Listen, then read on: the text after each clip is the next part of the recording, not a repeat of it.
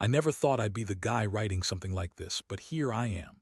My name's Jake, and I was married to Emily for about 3 years before I found out she'd been cheating on me with, of all people, my best friend, Mark. Honestly, I still can't wrap my head around how I missed the signs for so long. Everything seemed perfect, or at least I thought it did. We were planning our wedding, everything was set, and I was honestly happy, or so I thought. Looking back, there were little things I brushed off. She started acting a bit distant a few months ago, but she'd always brush it off with some snarky remark about how I was just imagining things. She'd say, "You're so paranoid, Jake. Chill out, I love you." Whenever I brought up my concerns, I guess I wanted to believe her because I loved her too much. She always knew how to make me feel like I was overreacting, like I was crazy for suspecting anything. But then, a few weeks ago, I started noticing some strange things. Her phone was always locked, which isn't completely unusual, but she'd hide it whenever I tried to look at it. She also started working late a lot. She'd say it was just extra hours at her job, but I could tell she was hiding something. She'd come home late, smelling different like perfume I didn't recognize, or maybe it was just her body spray. I brushed it off, telling myself I was insecure, that I was just paranoid. Still, something felt off. What really made my stomach sink was the day I found her phone accidentally left unlocked. I wasn't snooping, I swear, but she'd left it on the kitchen table while she went to the bathroom. I glanced at the screen out of curiosity and my eyes nearly popped out of my head. There were messages between her and Mark. Not just casual conversation, but explicit stuff. Flirty, dirty messages talking about sex, about how they couldn't wait to see each other. I read about stolen moments, plans to meet up late at night, details about secret rendezvous. I felt like I'd been punched in the gut.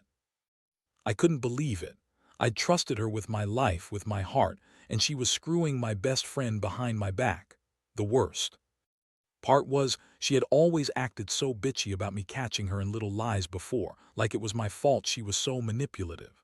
She'd twist everything, call me insecure or jealous if I asked where she'd been or why she was acting weird. Now I knew she'd been lying about everything, about being pregnant, about her feelings, about her commitment. All fake. I took a deep breath, trying to process what I'd seen. I felt numb.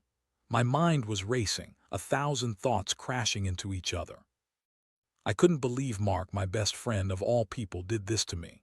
We shared everything, late-night talks, beers, secrets, trust, and he had betrayed me like that. It was like I'd been blind to how little they truly thought of me. I felt hollow, angry, devastated. I knew I needed to confront her, but I didn't know how. The betrayal cut so deep, I wasn't sure if I had the strength to face her face to face. The worst part. I remembered her lying about being pregnant at the baby shower, saying she'd gained weight, making up some story about hormone changes, and I bought it. All the while she was sneaking around with Mark. She lied about everything. I felt so stupid for trusting her, for believing everything was fine. That's when I realized I had to do something. I had to find out the truth, no matter how ugly, and figure out what I was going to do about it. I knew I couldn't just let this slide, not after what I'd seen. I had to confront her, but I also needed proof, something concrete that I could hold on to when I finally lost my mind. I started thinking about how to catch her in the act, or, at the very least, get her to slip up again. I wasn't naive enough to think she'd come out and admit everything right away. Emily was always good at twisting things, lying her way out of trouble, making herself look like the victim. But I also knew her pattern. She hated being caught, hated feeling cornered. That night, I decided to follow her. Not in a creepy way, just enough to see where she was going. I kept my distance, making sure I didn't blow my cover. She left the house around 9 p.m., heading towards some downtown bar she'd mentioned once or twice. I parked a few blocks away, watching her walk in. She looked confident, her head held high, that bitchy smirk she always had when she thought she was getting away with something. I felt like my stomach was twisting itself into knots. I wasn't sure what I was expecting to see, maybe her with Mark, maybe just her out drinking and being a total bitch. Hours went by, and I kept waiting, heart pounding, trying to stay calm. Then around midnight I saw her leave with someone. I squinted in the dark. It was dark, but I could see the outline of a guy, tall, broad-shouldered. When they got into a car, I was close enough to recognize the silhouette. It was Mark, my best friend. My heart dropped. I felt like the world was crashing down around me all over again. How could they do this? How could the two people I trusted the most in the world betray me like this? I followed them a little longer, but they didn't go far. Just to some quiet parking lot behind a restaurant, where they parked and disappeared behind the car. I stayed hidden in my car, trying to make sense of everything. I'd never felt so betrayed, so disgusting. It wasn't just the cheating, it was the lying, the betrayal of everything we had built. I thought about all the good times, all the trust, and how they just threw it away for some quick sex and cheap thrill. I felt like an idiot for ever believing they cared about me or that my marriage was real. I knew I had to do something, something drastic. I couldn't just let this go. I waited until the early morning, then went home and started planning. I needed to get proof enough to make her finally admit the truth. I started digging into her phone, her emails, anything that could give me a clearer picture. I found texts between her and Mark, more explicit stuff, plans to meet, secret messages, promises of never leaving each other. That's when it hit me. I wasn't just some guy she was cheating on. I was a fool for not seeing it sooner. I also found some messages from her, lying about her pregnancy.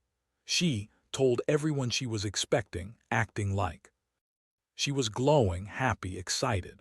Meanwhile, she was busy with Mark, probably planning their secret meetings. I felt sick just thinking about all the lies she'd spun. I could see her as this bitchy, manipulative woman who lied her way through everything, convinced she could get away with it. And Mark, my best friend, I'd trusted him with my life, and he threw me under the bus for some quick sex with my wife. It was like everything I believed in had been a lie. I was furious, hurt, and above all, completely broken. But I wasn't going to let her get away with it. I decided I'd confront her face to face, and I'd do it with everything I had. I didn't care if she'd lie her way out of it again. I just wanted her to know I knew the truth, the real truth, and she couldn't deny it anymore. I was done being the fool. I was done being the guy who got played. This would end, one way or another. The day I decided to confront Emily, I could feel my entire body tense up. I didn't sleep much that night.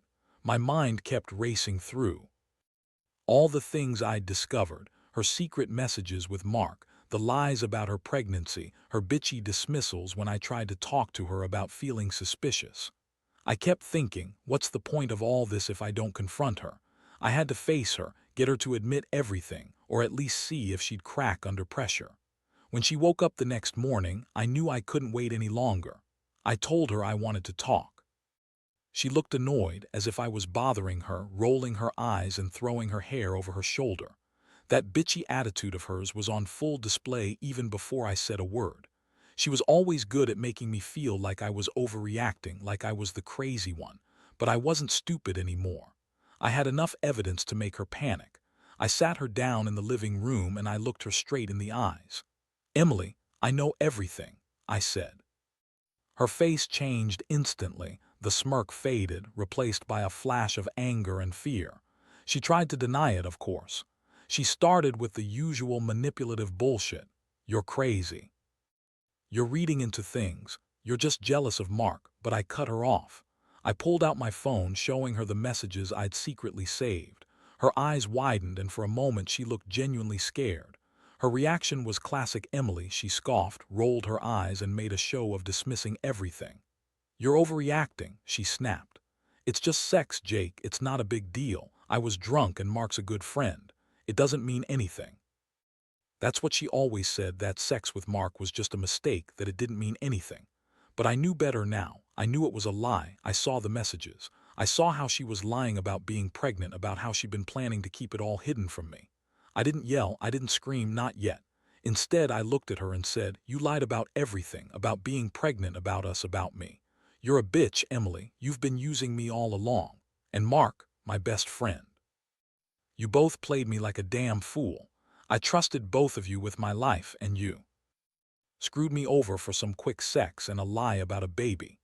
Her face twisted like she was trying to find an excuse, some way out of this mess she'd created, but I wasn't buying it anymore. She had nothing left to say that could cover up the truth. That confrontation changed everything.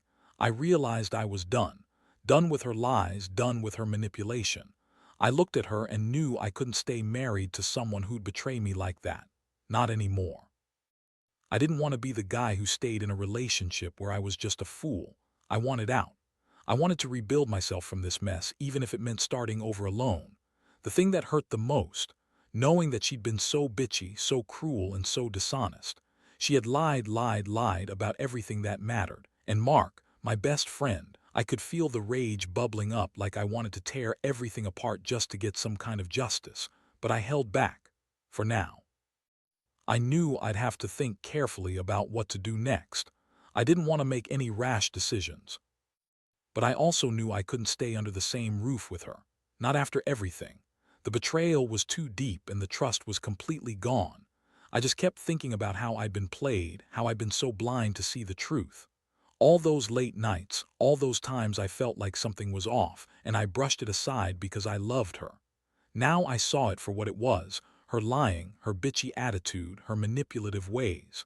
That day marked the beginning of a new chapter for me. I didn't know what was coming next, but I knew I couldn't keep pretending everything was okay. I had to decide if I was going to fight for the marriage or cut my losses. Either way, I was done being the fool. The pain was sharp, but it was also a wake-up call. I'd learned to survive this, even if it killed me to realize I'd been so damn stupid. After that confrontation, everything changed. Emily's true colors came out even more. She started playing the victim act, crying, calling me psycho for snooping, saying I was ruining her life over some harmless sex with Mark. She told me I was overreacting, that I was crazy to think she'd cheat on me with my best friend. Said she only lied about being pregnant because she didn't want me to leave her, that she did all that for us and our future. She looked so bitchy and smug, like she thought she could manipulate her way out of it. Honestly, it made me sick to my stomach. I didn't know what to believe anymore. Part of me wanted to just walk away right then and there. But I also knew I had to dig deeper, get more proof, and figure out how deep this mess went. I decided to secretly record her, just in case she started lying again. I set up my phone in a hidden spot, and for a few days I kept her under watch. I needed to see if she'd slip up, say something she didn't mean, or maybe even come clean on her own. I didn't want to be the one forcing her to confess. I wanted her to do it naturally because she knew I had her on tape. Meanwhile, she was still acting bitchy and dismissive, acting like I was crazy one for even suspecting her. She'd throw tantrums, call me insecure, say I was jealous of Mark, jealous of her freedom. Every time she did, I just kept my cool and recorded her. I wanted to catch her in some more lies, some more bullshit, something I could use to finally end this nightmare. One day she slipped up. I overheard her on the phone talking to some woman about the big secret, saying she was so stressed and couldn't wait to get away with it. I immediately hit record. When she hung up, she caught me starring and started yelling, calling me a stalker, a jealous psycho, that I had no right to look through her stuff. But I just looked at her and said, I have enough, Emily, I know everything. I've got proof now. You and Mark, your lies, your fake pregnancy, all of it, I'm done. That's when she got really bitchy. She started screaming, calling me crazy, saying I was ruining her life, that I was the one who was insecure and delusional. She said I was just jealous of Mark and her, that she'd never cheat on me, that I was imagining things. But I had the recordings, I had the messages. I knew she was lying just like she always did. I felt a mixture of rage and relief. Rage because I was finally seeing her true face, and relief because I finally had the proof I needed to throw her out and end this nightmare. I decided I'd show her the recordings and messages, tell her it was over and walk away. I wasn't going to let her manipulate me anymore. I was done being the fool, the guy who believed her lies. She was a bitchy, manipulative woman, and Mark, my so-called best friend. They both thought they could screw me over and get away with it, but they underestimated me. I was going to make sure they paid for what they did. That next day, I sat her down again, played her all the recordings, and showed her the messages. Her face turned white and she started panicking. Tried to lie her way out again, saying it was all a mistake, that she loved me, that Mark was just a friend. But I was done listening. I told her she had ruined everything, our relationship, my trust, my respect. I looked her in the eyes and said, it's over, Emily, I'm done. You're not the woman I thought you were, and Mark, I never want to see or hear from either of you again. The aftermath was chaos. She screamed, begged, even tried to guilt trip me into staying, but I held my ground. I knew I couldn't stay with someone who lied and cheated on me, especially with my best friend. I packed my things, left that house behind, and started rebuilding my life from scratch. It hurt so bad, the betrayal, the heartbreak, the feeling of being so stupid for trusting her, but I knew I deserved better. I learned a hard lesson. Never ignore the signs, never let someone manipulate you, and always trust your gut. Because when it's gone, everything else falls apart. After I made the decision to leave, everything moved so fast. I packed my stuff, didn't even say much to her, just told her it was over, that I didn't want anything to do with her anymore. The look she gave me was filled with bitchy anger and a kind of smug disbelief, like she thought she could still somehow manipulate her way back into my life, but I wasn't having it. I knew I'd been played, and I finally accepted that Emily wasn't the woman I thought she was. She was a liar, a manipulator, and ultimately a cheat. I moved out the next day, took only what I needed, left the rest to her. As I walked out that door, I felt this strange mix of relief and pain. Relief because I finally saw the truth, and pain because I'd lost everything I thought I had: my wife, my best friend, my trust in people. It was a brutal wake-up call, but I knew I had to face the aftermath head-on. In the weeks that followed, I focused on myself. I threw myself into work, hitting the gym harder, spending time with friends who actually cared. I didn't want to dwell on her or Mark anymore. The betrayal had shattered me, but I also knew I couldn't let it destroy me entirely. I kept replaying everything in my mind, trying to understand how I had missed all the warning signs, how I'd been so blind to her bitchy attitude and her lies. I wondered what I did wrong, if there was something I could have done differently. But deep down, I knew I was better off without her manipulative bullshit. Eventually, I started dating again, but it was slow. I was cautious, didn't trust anyone easily anymore. I'd learned the hard way that some people are snakes, hiding behind pretty faces and fake smiles. I also learned not to ignore my instincts. If something feels off, it probably is. Emily's bitchy attitude, her lying about being pregnant, her secret meetings with Mark. I ignored all the signs because I loved her too much. Now I see that love isn't enough. Trust is everything, and once it's broken, it's almost impossible to fix. Looking back, I realize I was lucky in a twisted way. Lucky that I found out the truth before walking down the aisle, before having a family with her. I dodged a huge bullet. But it still hurts: the betrayal of my trust, the betrayal of my friendship with Mark. I kept thinking about how Mark, my best friend, could do this to me. We shared so much, and he threw it all away for some sex and a lie about a baby. That's what hurts the most, realizing the people I trusted the most turned out to be liars and cheats.